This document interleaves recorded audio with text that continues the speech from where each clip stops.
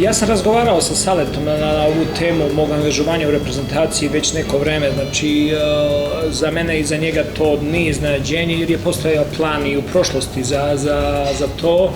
Međutim, moje poslovne i privatne obaveze u prošlosti nisu mi dozvolile da se priključim u reprezentaciji ranije.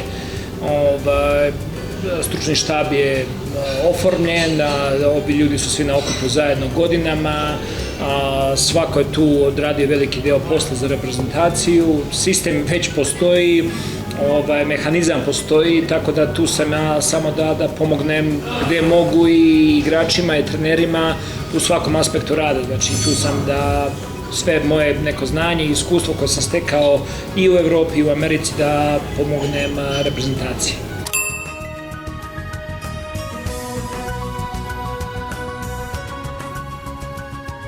Ne gledamo druge reprezentacije, nemamo kontrolu nad tim stvarima, fokusirani smo na sebe, fokusirani smo na naš rad, da izvučemo najbolje iz našeg tima, da izvučemo najbolje iz svakog igrača, tako da kroz ove pripreme želimo da podignemo nivo forme i uigranosti, da budemo najbolja moguća verzija nas samih. Ne možemo da biramo protivnike, ne možemo da biramo njihove sastave, ali možemo da se pripremimo za njih i verujemo u rad koji ulažemo i verujemo da će to doneti dobre rezultate.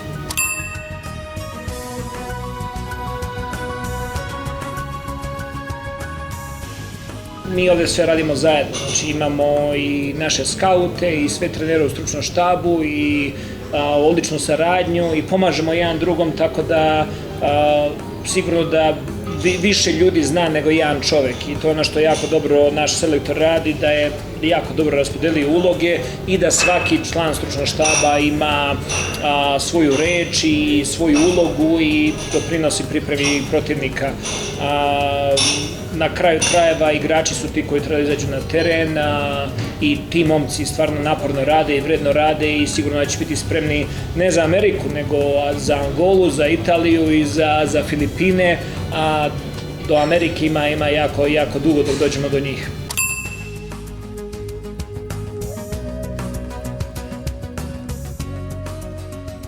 Imao sam 16 godina kada sam počeo da radim, upravo je juče bio neki moj trenerski jubilej, jer 2. avgusta 1996. počeo sam da radim kao trener na kampu koji je organizovao Borac u Čačku i jednostavno zaljubio sam se u taj poziv, zaljubio sam se u priliku da radim sa mladim ljudima i da njima pomognem i da vidim njihov napredak, tako da fantastična iskustva iz tog perioda imam. Nisam mogao ni da sanjam u tom trenutku da ću biti sa reprezentacijom ili da ću raditi u NBA. Jednostavno, korak po korak, svaki dan sam se trudio da učim i da napredujem i da dođem do sledeće pozicije, do sledećeg koraka, do sledećeg nekog iskušenja u poslu i tako da jako sam zadovoljan kako to išlo do sada.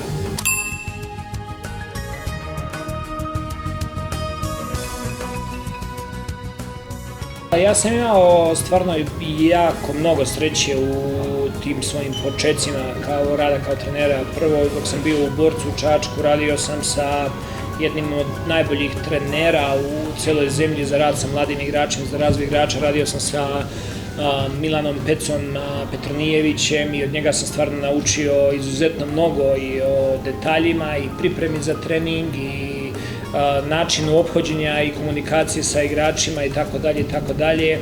Opet, posle toga u Crvenoj zvezdi bio sam jako srećan da radim sa Marinom Sedlačekom i sa Mirkom Pavlovićem i to neko iskustvo koje je Marin Sedlaček imao van naše zemlje i u radu sa NBA timovima i sa Amerikom, jako mi je pomogla u samoj organizaciji, u prilici da sagnam neke malo stvari na globalnijem nivou, i stvarno jako mnogo sam tu mogao da naučim i sve te stvari su me izuzetno pomogle kada sam otišao da radim u inostranstvo i gde sam mogao da primenim ta znanja.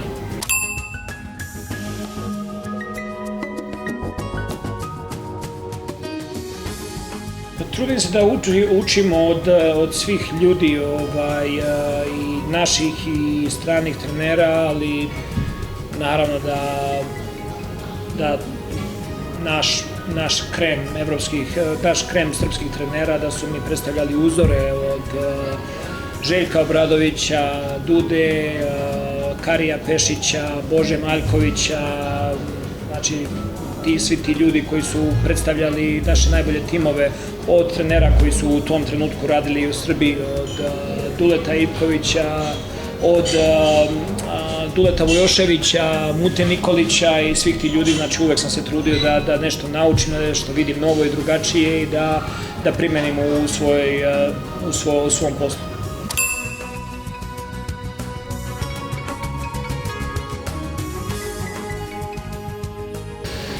Budućnost će to pokazati, vidjet ćemo.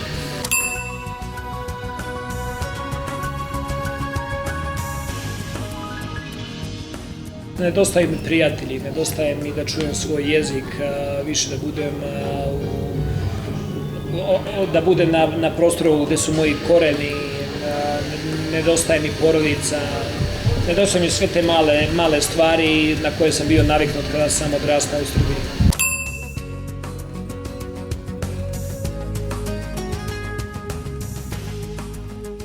To je odlično pitanje. U principu uvek možeš da naučiš, samo ako želiš da naučiš i ako želiš da vidiš stvari. I ono što sam ja koristio na tim letnjim ligama u kojima sam učestvovao sa San Antonijom, koristio sam uvek priliku da mogu da porazgovaram sa trenerima, sa igračima, da pitam za njihovo mišljenje, da pitam za njihovo iskustvo i nikada nisam bežao od toga da nešto naučim. Uvek želim da nešto naučim od starijih kolega i ljudi koji imaju dosta iskustva i od mlađih kolega, znači uvek može nešto da se nauči, nešto pametno da se sazna.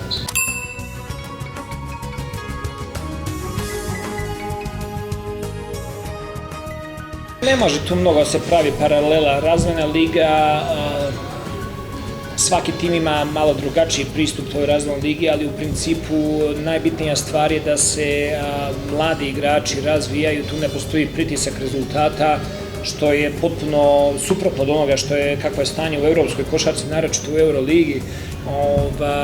Iz vremena kada sam ja radio u razvojnoj ligi, tada je bilo samo 16 timova u ligi, sada je 29.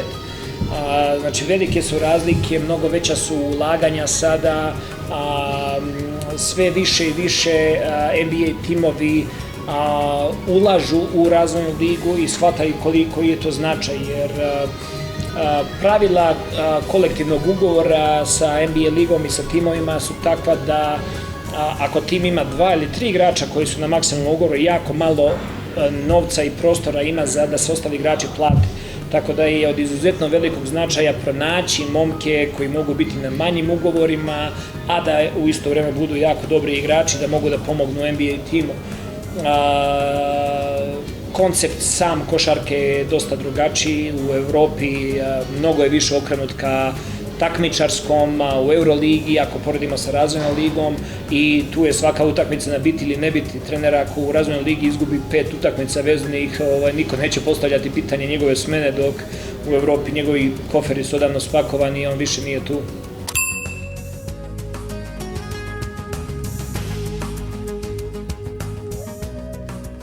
Mislim da je to jako individualna stvar, zavisi ne samo od igrača, zavisi i od sredine u koju igrač odlazi u NBA-u. Naravno, za neke igrače da je bolje da ostane u Evropi, da imaju nekoliko evroligaških sezona, iskustva i da sa 24-25 godina dođu u NBA.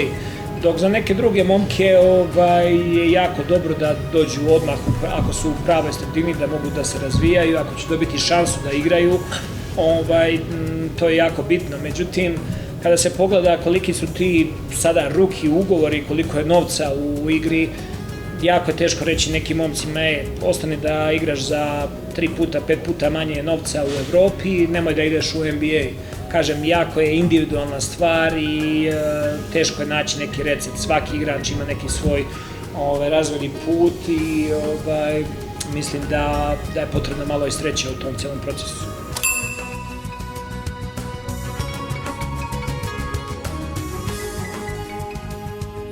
čujemo se, mi smo u kontaktu i družimo se kada imamo priliku za to, naročito kada igramo utakmice jedni protiv drugih i onda nađemo priliku i da se vidimo i da porazgovaramo i da razmenimo iskustva i Igor je bio prvi koji je sa naših prostora bio tamo, tako da uvek kada imam neku nedoumicu ili potrebu za savetom, ne libim se da ga pozovem i da ga pitam za njegovo mišljenje i on je uvek bio jako pozitivan i otvoren prema meni.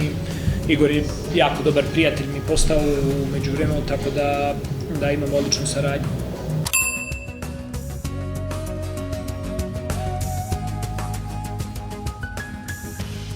Teodosić je slučaj ono što sam već rekao i za mladi igrače. Mladi igrači to se odnosi na sve rukije koji dolaze u NBA, nebitno da li imaju 20 ili 30 godina.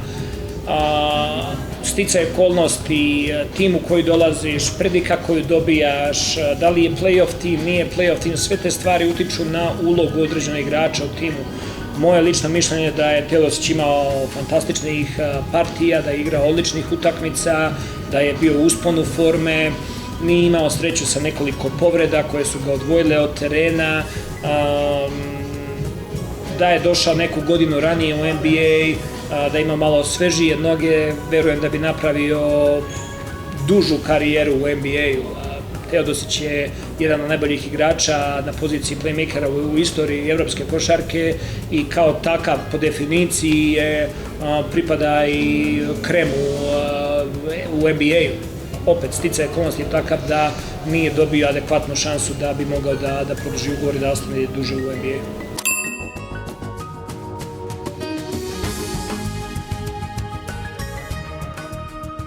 Očigledno da je Alen igrao jako dobru sezonu i pokazao je neke kvalitete da za Golden State da se odluči da ga uzme na draftu.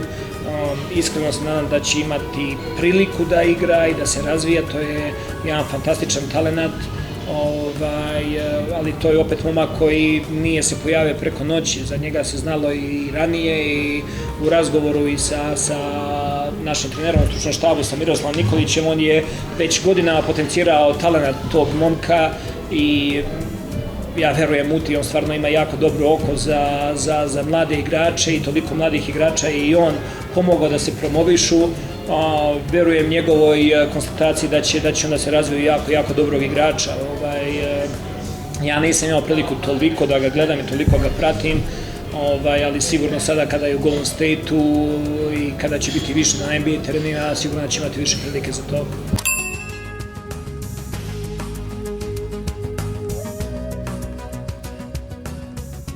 Evo ovako, reći ti jednu zanimljivu priču. Bio je jedan momak, bio je još uvek je tu i igra košarku profesionalno, Nikola Cvetinović. Kada sam radio u Zvezdi u mlađim selekcijama i sad pojavljuje se neki momak, duga kosa i pitao je kao treneru mogu li ja na probu sa vama ovde? Ja kažem može, sutra u toliko i toliko sati, ali ako se podšišaš, ako se ne podšišaš ne moraš dolaziti. Tako da Nikola se pojavio, podšišan, prošao je selekciju, ušao je u tim i to je stvarno neverovatan jedan radnik, neverovatan napredak u jednoj sezoni, znači od momka koji je bukvalno sa ulice došao je do toga da u juniorskoj ekipi Crvene zvezde bude i starter, ima odličnu karijeru u koledžu i sada igra profesionalno u Španiji, tako da s te strane Nikola. U NBA-u jako teško, znači svi momci koje sam trenirao su jako talentovani i svi su dosta napredovali. Rekao bih možda Terence Ferguson, znači u Oklahoma City od onoga momenta kada je došao u tim do toga gde je završio posle 2 godine rada i postao je starter ekipe i vrlo jedan konstantan šuter, fantastičan napredak tu, ali ne mogu da zanemarim napredak i Viktora Oladipa i Denisa Schrodera i svih tih momaka s kojima sam radio, stvarno su veliki profesionalci i ozbiljni radnici.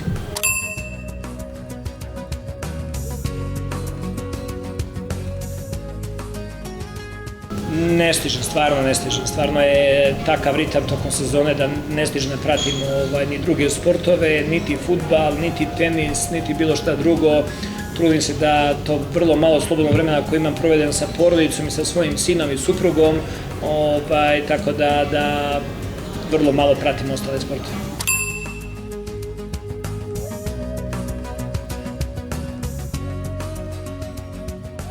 Madrid je najbolji grad na svetu, tu sam proveo fantastične 3 godine i uvek volim da se vratim u Madrid.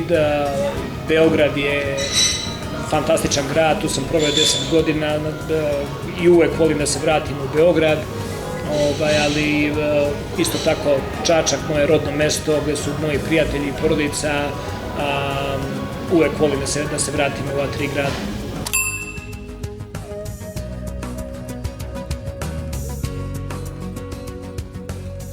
Tokom sezona tog vremena je jako malo, to se meri u nekoliko sati slobodnih tokom dana ili tokom nedelje. Kada sam kod kuće, jako mnogo sam na putu, ali kada sam kod kuće trudim se to vreme provedem sa svojom porodicom i da tu se nađem svojoj supruzi, da pomognem šta mogu u kući i provodimo to vreme zajedno.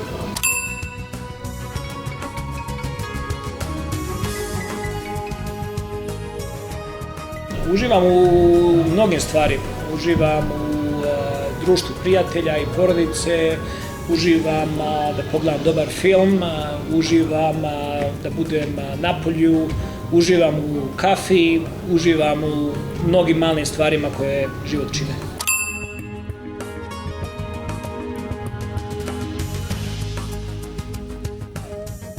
Ne uživam jer nisam neki ljubitelj rakije, uživam u svom kraju, uživam u ljudima, uživam u Moravi, uživam u svim ostalim stvarima, ali izgleda je to jedan od zadataka koje mora da promenim, u kojima mora budem bolji.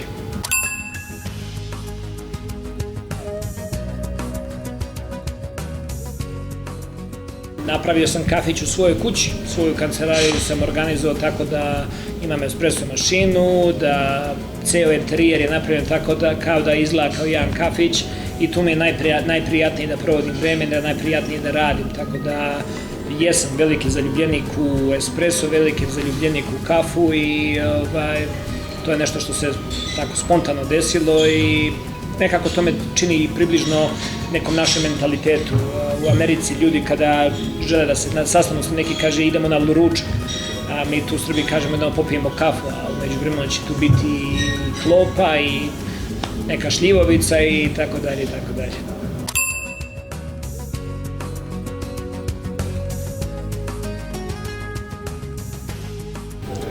Shvatit ću to kao kompliment, ponosan sam na svoje poreklo, ponosan sam odakle dolazim i nikada ne želim da budem nešto što nisam, želim da budem sam svoj i želim da budem Čačanin celog života.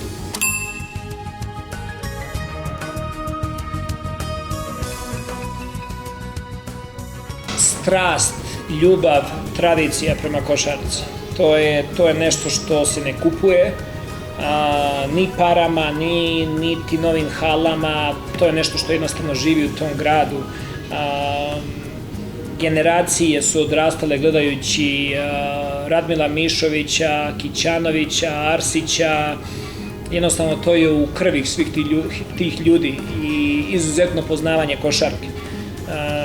Ja u šali uvek volim da kažem da je najlakše biti trener u Čačku, samo slušaš navijače šta ti pričaju, ubaci ovoga, izmeni ovoga, stane u zonu, nemoj zonu, slušaš njih i bit ćeš dobar. Stvarno ljudi vole košarku i razumeju jako dobro košarku i to je nešto što se nikada neće promeniti u Čačku.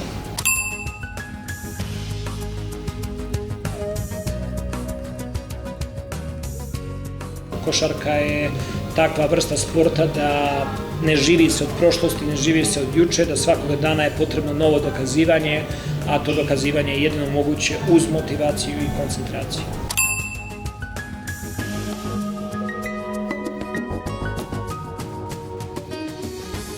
Nisam ja u godinama da mogu da dajem savete, ja sam još uvek mlad trener i ja sam učim svakoga dana. Ono što mi je bilo jako interesantno ove godine što se desilo kada je Toronto osvojio NBA ligu i daću primer trenera Nick Nursa i igrača Van Fleeta. Van Fleet je igrač koji je pre 2 sezone igrao u razvojnoj ligi i igrao za minimalni ugovor i 2 godine kasnije osvaja titulu kao jedan od glavnih igrača. nikada ne odustaje od svog sna. Svaki dan trudi se da budeš najbolji što možeš i da dostigneš to. Primer trenera Nick Nursa koji je osvojio titulu sa Torontom, čovek je 12 sezona proveo trenirajući timove u Velikoj Britaniji. Nije bitno gde si sada, bitno je da svakoga dana radiš, da budeš najbolji što možeš, a univerzum će i dovesti do toga da jednoga dana dobiješ ono što zaslužiš, a to verujem da se desi upravo na primjeru ova dva čoveka.